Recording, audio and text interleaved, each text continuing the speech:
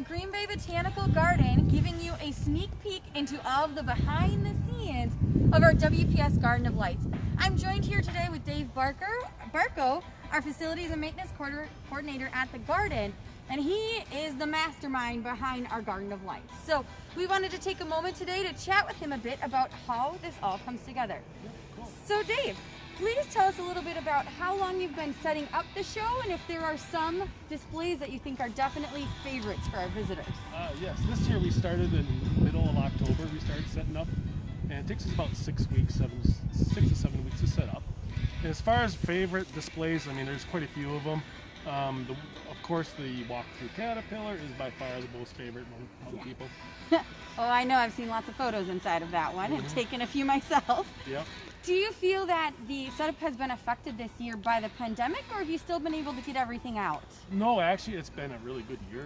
Yes, we had a few less volunteers than we had in the past, but we pulled from other departments, from horticulture and events and custodial departments. So we came together as a team, and we actually got done really well this year. Mother Nature was kind to us this year with 75 degrees. I was going to say, I'm sure you enjoyed that was that. Unreal. So yes, it was a beautiful setup this year. Perfect.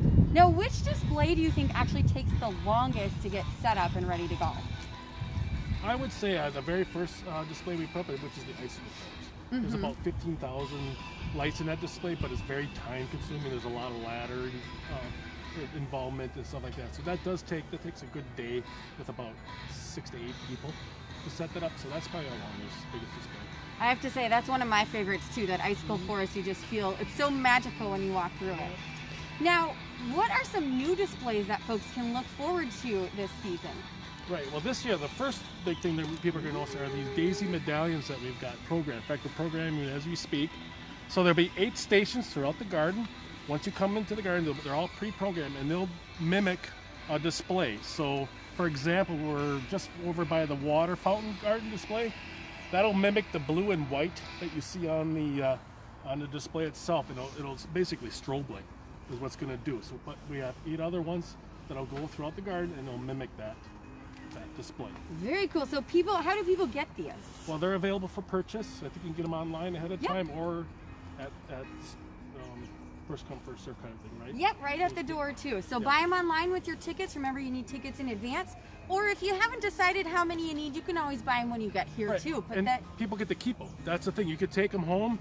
There's different settings on the back. You can press all different. There's fading. There's some other little flashing type ones. There's ones you can just stay on different colors. So they're really cool to take home. You can put them on your tree or do whatever you want with them. So you don't need to be in the garden for them to have a display. Correct, yeah. But when you're here, then you're part of the lights. Right. As soon as you go from a different display, it'll change over to a new. I think it's going through the garden's colors, which is purple and green.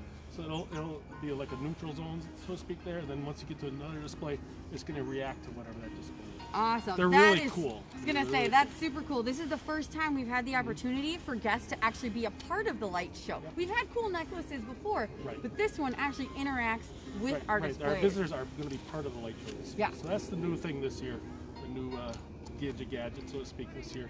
We also created some other areas where they've been a little bit dark in the past, so we did, like for example, the woodland garden, we added about 60 new floodlights in that area, blue and purple, so it's going to be a nice soft touch when people walk through. Another display is the Four Seasons tree. Now that one's going to be 3 floodlights, 3 RGB floodlights. They're big floodlights, they go about 60, 70 feet in the air. And it's going to change colors with the seasons, so it'll start out white like snow. And then it's going to change over to like a lime green for a spring look, then back to a green, and then it goes to a red, orange, yellow for fall. It's going to mendel into all those colors. It'll all kind of blend together along the tree. So the big oak tree that's out on our west terrace will all be lit up in those colors. And does it go through that pretty quickly, or do you have to sit and watch for a little while? It's probably about 5 to 7 seconds it takes. Oh, okay. That's so not it's not real fast, but it's just enough slow where you have to sit and stare at it, a little bit. It's nothing you just want to run by. You won't see it if you run by it. Yeah. It'll be definitely an attention getter because it's going to be extremely bright. Right, and huge. I mean, 60, 70 feet. That's quite large. Yeah. So it's a cool thing too. So how many lights do you think are actually in the show, and is our electrical bill astronomical because of that? No, we're well over 300,000 lights, well over that. But as far as our bill, we don't have, it's very minimal. It's hard to judge what we do for electricals because other things are powered also at the same time with our buildings, so it's difficult to really judge what it is. But it's definitely a savings. And you use LEDs. You've been switching over to those to be able to save we're energy about as well. 99% all LEDs now. There's a couple of displays that we still do in incandescents, but it's really only one that we do, which is our Meyer Bridge, and that's only about 2,000 lights out of the 300,000. So it's pretty much all LEDs. Now, in all of your years of doing this, what do you think has really made WPS Garden of Lights a tradition for our community? I think just having people come out, when they're little young, little children. Now they're growing up and they're getting engaged here. That's a big thing that's happened the last 3-4 years on a steady basis. We're getting a lot of engagements throughout here. It's funny to hear stories. Yeah, I was here when I was a little kid. I remember going through the Caterpillar. Now I just got engaged with them. I'm like, geez, I must be getting older or something. Because now the kids are getting older and they're bringing their kids now too. So it's kind of a revolving door there as far as people coming on. Yeah, nice tradition. Family tradition. Awesome. Well, is there anything else that you'd like to tell us about the show before we head off? I think it's come together really great this year. I'm really happy with the way things laid out. We really moved a lot of things around this year. And just the way that everything laid out is just phenomenal. I wish more people could enjoy it, but with COVID and everything, there's a limitation. But if you haven't gotten your tickets already, get them. Yes. It's well worth it this year. I'm really excited about how it came together. I'd say I'm super excited that right when you walk out, you get to see the butterfly house right away. Like you get engulfed in all of the lights immediately when you enter the show, and that is one of the most exciting things for me that I've seen out here so far. And we added a large butterfly this year. We were going to do it last year, but we got it complete this year.